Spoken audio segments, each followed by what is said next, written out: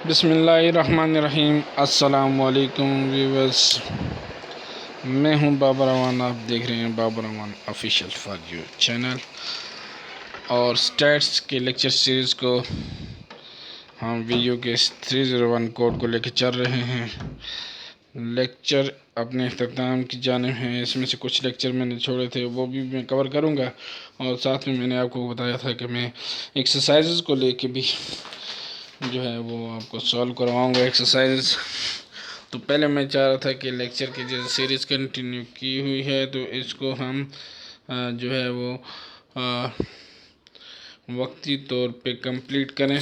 और फिर है क्योंकि हम एक्सरसाइजेज को सॉल्व करेंगे तो फिर जो है वो हम इसको बेटर लिए जो अंडरस्टैंड कर सकते हैं।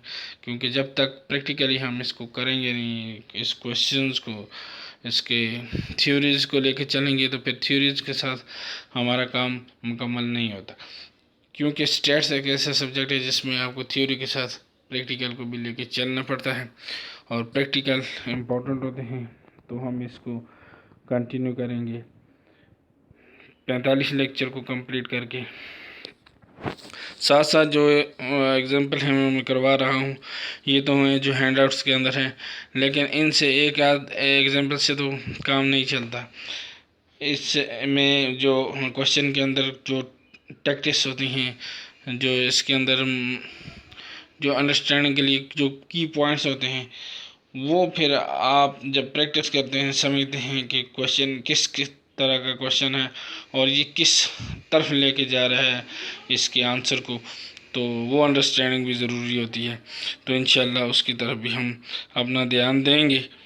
तो कंटिन्यू करते हैं आज के लेक्चर नंबर 41 को अल्लाह ऑलमाइटी के मुबारक नाम से।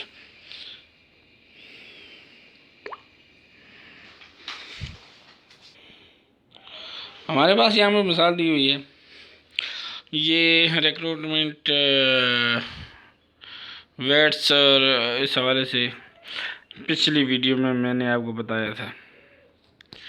अब यहाँ पे जो पोजीशन है वो चेंज होगी। यहाँ पे पॉपुलेशन जो है वो पॉपुलेशन मीन जो है वो पेयर्ड ऑब्जर्वेशन के अंदर है। पेयर्ड ऑब्जर्वेशन के अंदर आपने कंपेयर करके बताना है कौन सी पॉपुलेशन जो है वो सही है, ये कौन सी पॉपुलेशन गलत है, ये कौन सा है। वेट बिफोर वेट आफ्टर की यहाँ पे बात हुई है, तो ये दो कंपैरिजन है और पेयर्ड हैं।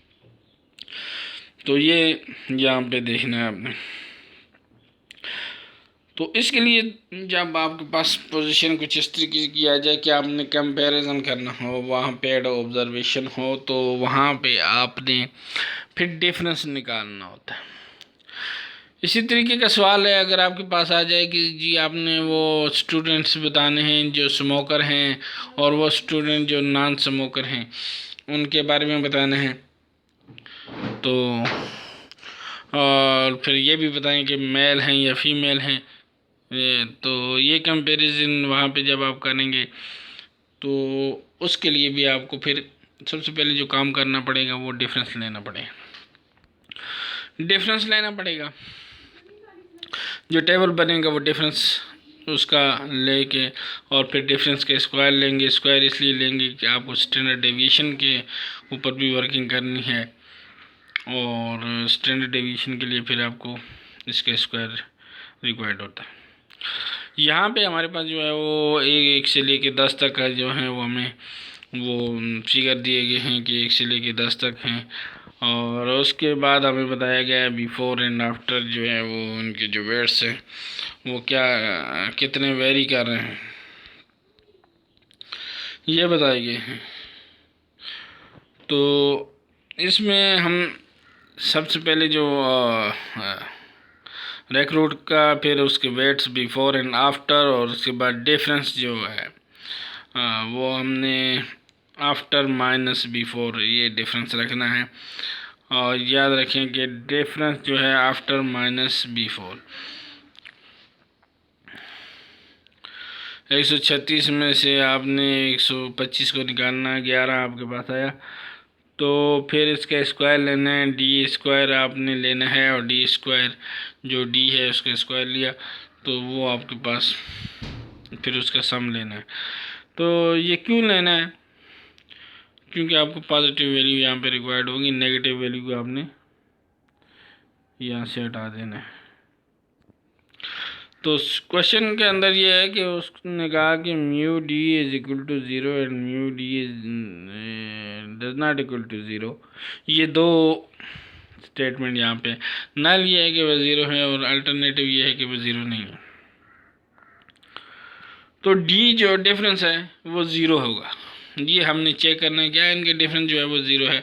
बिफोर और आफ्टर वेट्स जो हैं हमने जो किए हैं उन वेट्स को जब हम उनके सोल्यूशन निकालेंगे, टोटलिंग करेंगे, तो क्या उनकी जो मीन है डिफरेंसेस की, यहाँ पे डिफरेंस डी की बात हुई है तो डिफरेंस की जो है वो ज़ीरो है या ज़ीरो नहीं है। या नहीं है तो इसका मतलब है या तो वो ज़ीरो से कम या ज़ीरो से ज़्यादा की सिचुएशन आ सकती है टू टेल के लिए। तो हमने पहले नल हाइपोथेसिस उसको ज़ीरो कंसीडर किया कि जी ज़ीरो होगी, इनके दरमियान कोई डिफरेंस नहीं आएगा। और दूसरी ये फिर हमने कहा कि जी ये ज़ीरो के इक्वल नहीं है। लेवल ऑफ सिग्निफिकेंट जहाँ पे नहीं दिया होगा तो वहाँ पे आपने 0.05 भी रखना है। मोस्टली हमारे पास जो है वो 0.05 हम लेवल ऑफ सिग्निफिकेंट को रखते हैं। अलबत्ता यहाँ पे क्वेश्चन के अंदर आपको दिया हुआ है कि आपने यहाँ पे using alpha is equal to 0.05, यहाँ पे अल्फ़ा दिया हुआ है जो यहाँ पे आर्मी के रिक्रूटमेंट है, तो उस हवाले से ये डेटा है। और उसमें अल्फ़ा उन्होंने चांसेस दिए हैं कि 5% जो है वो चांसेस हैं यहाँ पे कि हम जिस बंदे को हमने सेलेक्ट करना है जो बेस्ट फिट है, ये आर्मी वाले जो हैं ये बेस्ट फिटेड जो है वो 1% जो है उसको सेलेक्ट करने के लिए उसमें एरर की जो चांसेस हैं वो 5% हो सकते हैं, क्योंकि आपने कैंडिडेट जिसको सेलेक्ट करना था उसको रिजेक्ट कर दिया। या यहाँ पे आपको समझ आने की यानी समझ लें कि सारा निचोड़ आप यहाँ पे निकाल सकते हैं कि टाइप 1 एरर और टाइप 2 एरर क्या होती है। पहली बात ये है कि यहाँ पे जो रिक्रूट्स जो थे आर्मी के ट्रेनिंग प्रोग्राम के अंदर उनके वेट्स हैं और वो रिक्रूट्स हैं 10। तो यहाँ पे अगर इसको हम इन टर्म ऑफ सिलेक्शन ले लें तो यहाँ पे फ़र्क करते हैं। 1 जो है वो बेस्ट फिटेड था और उसको आप आर्मी ऑफिसर ने रिजेक्ट कर दिया, उसको जॉब से निकाल दिया, जॉब नहीं दी या निकाल दिया दौरान ट्रेनिंग। तो ये वो चांसेस थे जो इंसान के तरफ से गलती हुई और यहाँ पे वो गलती है 5% की। 1%, 5% एंड 10%। यहाँ पे ये इतनी परसेंटेज 10% लास्ट कंसीडर रखी गई है कि ये मिस्टेक हो सकती है, लेकिन इससे ज़्यादा हो तो फिर वो तो टोटली रॉन्ग डिसीजन हो जाएगा। तो यहाँ पे आपने ये देखना है कि आपकी जो डिफरेंस जो है वो ज़ीरो आना चाहिए। ये टेस्ट करना है कि डिफरेंस जो है वो ज़ीरो आना चाहिए। अगर डिफरेंस ज़ीरो आता है तो इसका मतलब एक्सेप्टेंस रीजन के अंदर फॉल करने वाली वैल्यूज़ होंगी और उनको हम एक्सेप्ट करेंगे, यानी इनके वेट के दरमियान कोई डिफरेंस नहीं है। तो लेवल ऑफ सिग्निफिकेंट 5% चांसेस हैं यहाँ पे कि आपने उसको करेक्ट डिसीजन लेने के बजाय जहाँ पे करेक्ट डिसीजन लेना था वहाँ पे हमने रॉन्ग डिसीजन ले लिया। और यहाँ पे दूसरे जो टेस्ट स्टैटिक्स हैं तो देखें जी, यहाँ पे आपके पास नंबर हैं 1 से लेके 10 तक, रूट 10 है। तो मैंने आपको शुरू से ही कहा कि दो चीज़ों का आपने बहुत बड़े गौर से देखना है इस तरह के हाइपोथेसिस टेस्टिंग के अंदर कि एक आपने स्टैंडर्ड डेविएशन को वेरिएंस को और सैंपल साइज़ को देखने हैं। वेरिएंस को मैंने कम जोर दिया, लेकिन वेरिएंस को मैं आज इसलिए कह रहा हूँ कि वेरिएंस का रूट लेने से स्टैंडर्ड डेविएशन आ जाता है, लेकिन अगर क्वेश्चन के अंदर स्टैंडर्ड डेविएशन नहीं है और वेरिएंस दिया हुआ है तब भी आपकी रिक्वायरमेंट तो वहाँ से पूरी हो जाती है ना कि आप रूट लेके उसको वेरिएंस बना सकते हैं। आपने उसके अंदर मज़ीद कोई कैलकुलेशन तो नहीं करनी है। तो वो सूरत अगर आपके पास स्टैंडर्ड डेविएशन दिया हुआ है और सैंपल साइज़ लार्ज इनफ है तो जी टेस्ट का ही हम वहाँ पे हम उसको अप्लाई करेंगे, चाहे वो पेयर्ड ऑब्जर्वेशन हो। पेयर्ड ऑब्जर्वेशन से मुराद है कि दो मीन्स को हम कंपेयर कर रहे हों, सैंपल की हों या पॉपुलेशन की हों। यहाँ पे आपने ये चीज़ देखनी है। तो आपने जब देखा इस क्वेश्चन के अंदर कि हमारे पास लास्ट 10 है हमारे पास फिगर है और हमारे पास जो साइज़ आता है वो 10 आता है, लिहाजा हम इसको यहाँ पे एक कंडीशन जो है वो हमारी जो पहली शर्त थी वो ये है कि सैंपल साइज लार्ज इनफ होना चाहिए, यहाँ पे नहीं है तो टी की तरफ हमारा रुझान आ गया। दूसरी बात ये है कि यहाँ पे स्टैंडर्ड डेविएशन गिवन होना चाहिए या वेरिएंस हो तो जहाँ से स्टैंडर्ड डेविएशन को हम निकाल सकें। तो ऐसी कोई सिचुएशन भी यहाँ पे क्वेश्चन के अंदर नहीं है, लिहाजा हमें यहाँ पे कंफर्म हो गया कि हमने यहाँ पे टी टेस्ट की तरफ जाना है, जो हमारा चौथा स्टेप है। उस चौथे स्टेप में हम टी टेस्ट की तरफ चलेंगे। अब हमने टी टेस्ट लगाया, T is equal to D divided by S D multiply by root N. अच्छा, ये मैं n-1 डिग्री ऑफ फ्रीडम है वो हमने टी टेस्ट के अंदर जो हम टी टेस्ट अप्लाई करेंगे तो डिग्री ऑफ फ्रीडम का जिक्र करना वहाँ पे ज़रूरी होता है। डी हमने लिखा, हमने यहाँ पे एक्स मीन 1 माइनस मीन 2 नहीं लिखा। ये सवाल आपके जहन में हो सकता है, मीन 1 माइनस मीन 2 नहीं लिखा हमने, माइनस म्यू 1 माइनस म्यू 2 नहीं लिखा। तो देखें जी यहाँ पे हमारे पास जो है डिफरेंस की तरफ हम लेके जा रहे थे कि before and after, smoker and non smoker, male and female, private school and government school, ये कंपेरिजन की तरफ जा रहे थे हम। पेयर्ड ऑब्जर्वेशन के साथ हम कंपेरिजन की तरफ जा रहे थे, तो हमने डिफरेंस रखा है यहाँ पे। और डिफरेंस जो रखा हमने तो अब हम इस फार्मूले के अंदर वैल्यू को पुट करते हैं। स्टैंडर्ड डेविएशन हमें दिया हुआ नहीं था, टी टेस्ट की तरफ तब भी आए हैं और स्टैंडर्ड डेविएशन को हमने सबसे पहले मीन लेनी है, फिर उसका जो है वेरिएंस निकालना पड़ेगा, फिर उसके स्टैंडर्ड डेविएशन निकलेगा। ये क्योंकि डायरेक्ट तो स्टैंडर्ड डेविएशन नहीं निकलता ना, पहले मीन निकलती है फिर स्टैंडर्ड डेविएशन की तरफ जाते हैं और मीन निकालेंगे।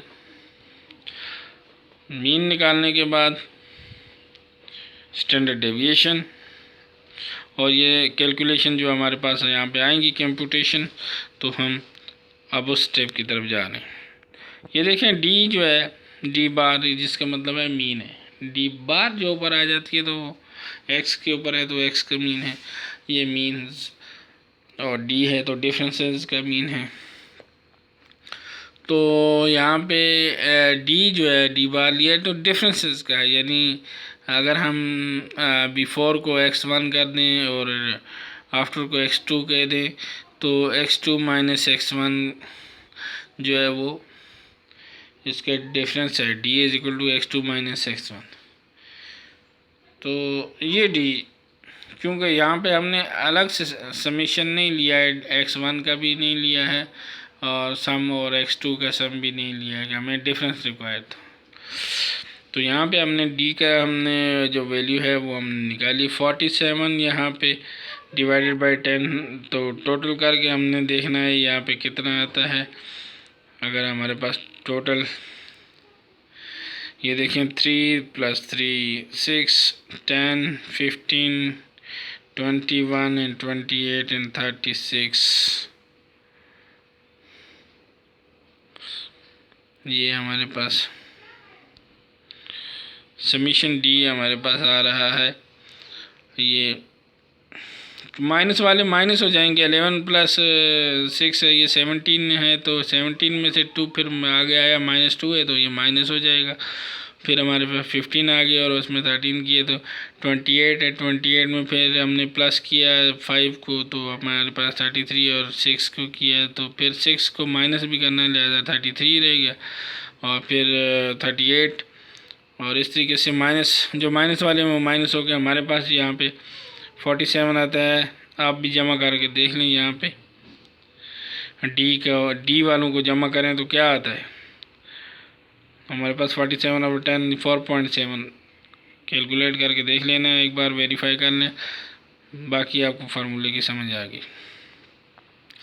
अब स्टैंडर्ड डेविएशन के लिए जो हमने डी माइनस डी बार आए, वो हम कहते थे ना summation X square minus summation X whole square, ये हम कहते थे।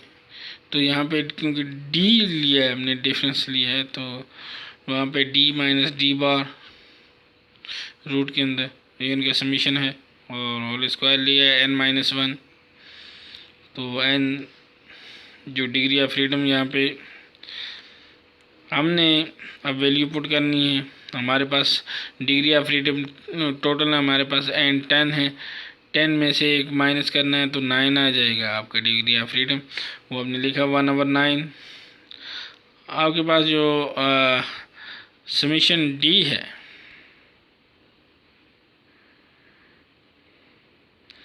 समीशन डी माइनस डी बार, और ये हमारे पास 4.7 हमने निकाला हुआ है मीन। ठीक है, ये हमने इसको पुट की वैल्यू, तो हमारे पास जो वैल्यू ये 673 हमारे पास डी के स्क्वायर आया हुआ है। ये डी के स्क्वायर हमने लिया, और फिर मीन जो है उसका स्क्वायर डिवाइडेड बाय वो किया था, मीन के स्क्वायर को लिया, तो हमारे पास जो है वो वैल्यू आती है सिंप्लीफाई करने से 50.23। स्टैंडर्ड डेविएशन जो है हमारे पास है, इसका जब रूट लिया हमने तो हमारे पास 7.09 यहाँ पे रूट लेने से वैल्यू आ गई। अब हमारे पास देखें फार्मूले के अंदर जो ज़रूरत थी वो हमने पूरी करनी है। हमें डी चाहिए था, वो हमने, और डी कौन सा चाहिए था, मीन, डी का मीन चाहिए था, यानी जो डिफरेंस है उसका मीन आपने मालूम करना है। तो वो मीन चाहिए था, हमने मीन ऊपर मालूम किया। उसके बाद स्टैंडर्ड डेविएशन चाहिए था इसी डिफरेंस का, तो हमने स्टैंडर्ड डेविएशन कैलकुलेट किया फार्मूला लगा के। फार्मूला वही है, कोई इसके अंदर वेरी तो नहीं कर रहा, फार्मूला वेरिएंस का वही है, स्टैंडर्ड डेविएशन का फार्मूला वही है, उसके अंदर कोई तब्दीली नहीं है। यहाँ पे एक्सपेक्टेशन जहाँ पे होती है वहाँ पे वो ई के लिहाज से, लेकिन बेसिक कॉन्सेप्ट वहाँ पे भी वही है, तो कोई इसमें नई चीज़ है नहीं। स्टैंडर्ड डेविएशन को हमने मालूम किया, रूट एन हमें दिया हुआ है, 10 है टोटल नंबर, तो हमने वो 10, जब हमने इसको सिंप्लीफाई किया तो हमारे पास 2.09 आंसर आया। अब 2.09 जो है वो आपने यहाँ पे, अब आपका एक यहाँ पे जो मरला है पिछले एग्जाम्पल के अंदर भी किया और यहाँ पे भी करना है। तो यहाँ पे t greater than equal to t 0.025 और ब्रैकेट के अंदर 9, ये क्या है, t greater than equal to α/2 multiply by n -1। यहाँ पे ये जो उन्होंने क्लियर नहीं किया हुआ है, तो मैं यहाँ पे लिख देता हूँ t, ये ऐसे लिखा, ये स्टेप क्लियर कर रहा हूँ मैं आपका। α/2 और n-1 जो डिग्री ऑफ फ्रीडम है। α/2 क्यों लिया है? क्योंकि यहाँ पे हमारे पास 2 टेल टेस्ट बनता है। ये देखिए, आपको ये भी क्लियर करवा देते हैं। ये देखिए, आपने देखना है कि आपका अल्टरनेटिव हाइपोथेसिस यहाँ पे क्या है।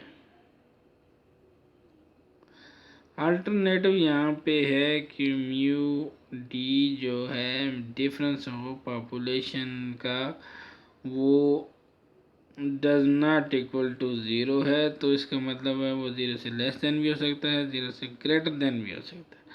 तो ये एक टेल ये है, एक टेल ये है, 2 टेल हैं। और 2 टेल के लिए फिर जो उसका अल्फ़ा होता है वो गलती के जो चांसेस होते हैं उसको डिवाइडेड बाय 2 कर देते हैं 2 टेल के लिए। तो यहाँ पे हमने जब इसका आंसर निकाला 2.262 आया। अब देखें, अब इसकी जो डायग्राम बनती है, कंक्लूजन क्या है, आपने इसको एक्सेप्ट करना है या रिजेक्ट करना है।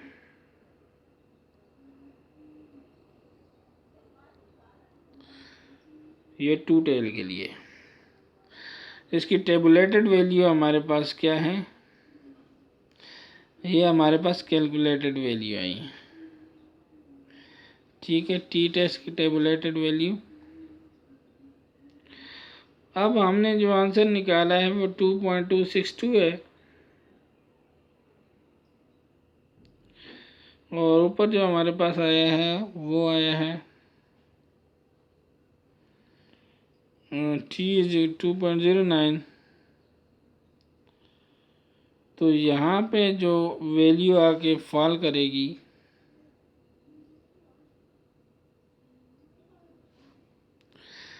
ये देखिए, यहाँ पे आपने 2.62 और यहाँ पे भी। तो अब वैल्यू जो इसकी वो फॉल कर रही है, ये माइनस के लिए, ये प्लस के लिए इधर से। अब वैल्यू जो फॉल करेगी इसकी 2.09 की, वो एक्सेप्टेंस रीजन के अंदर है। आपको पता है, मैंने अभी आपको डायग्राम बना के ये बताई कि इस रीजन के अंदर ये,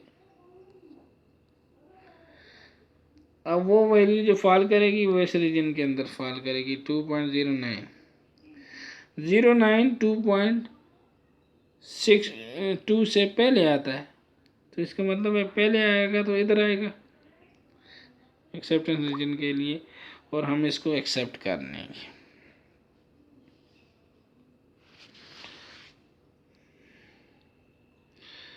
और ये ऊपर अभी आपको करवाई है एग्जांपल, ये आपने खुद करनी है। अच्छा जी, अब काई डिस्ट्रीब्यूशन के लिए हम थोड़ा सा यहाँ पे इसको लेके चलते हैं, क्योंकि अगले जो हमारा जो लेक्चर है उसके अंदर वो काई डिस्ट्रीब्यूशन आ रही है। यहाँ तक आपको समझ आ गई होगी। Mathematical equation of chi distribution is f(x) is equal to, ये दिया हुआ आपके सामने 1/2 v/2 और ये लैम्डा टाइप का v/2 x v/2 -1 और एक्सपेक्टेशन यहाँ पे आ गई है -x/2, 0 से लेकर इन्फिनिटी तक का स्क्वायर है। तो आपके लिए तो एग्ज़ाम में आपको ये फार्मूला पूछ सकता है, ठीक है। इसके कुछ प्रॉपर्टीज़ में से आपको एमसीक्यूज में पूछ सकता है।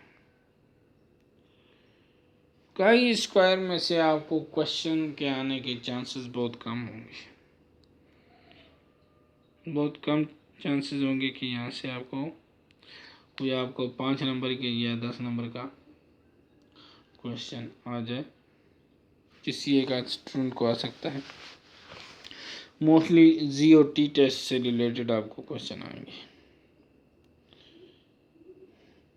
अच्छा जी, उसकी जो प्रॉपर्टीज़ हैं उसको हम डिस्कस करें तो it is a continuous distribution ranging from zero to infinity. यहाँ से ज़ीरो से शुरू हुआ और इन्फिनिटी है, पता नहीं है कहाँ तक जाएगा। कर्व ऑफ अ काई डिस्ट्रीब्यूशन इज पॉजिटिवली स्क्यूड होता है, ये पॉजिटिवली स्क्यूड है, ये देखिए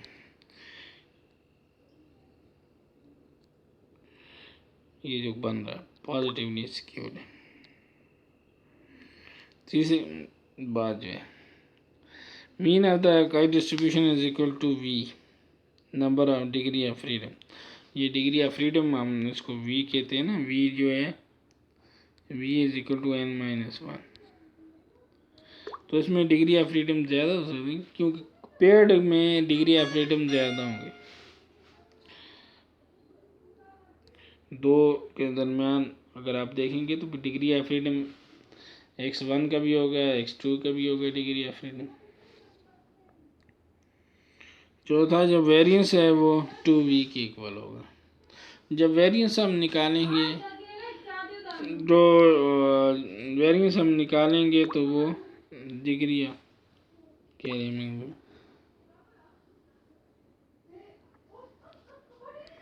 और फिर इसको हम जो है इसके जो है चौथी है वो कहा कि वेरिएंस जो है वो 2v की जो आपके जो डिग्री ऑफ फ्रीडम जो होगा ना उसको डबल करेंगे तो वो उसके बराबर होना चाहिए। Movements about the origin are given. ये बीटा वन है 8/v जो है 8 है उसको डिवाइड कर दिया v से और जो आपका फ्रीडम होगा और 3 + 12 है। ये आपने याद रखना है। यहाँ पे आपको एक क्वेश्चन दिया हुआ है जिसका solution 90% confidence interval for variance. यहाँ पे ये दिया हुआ है 90%।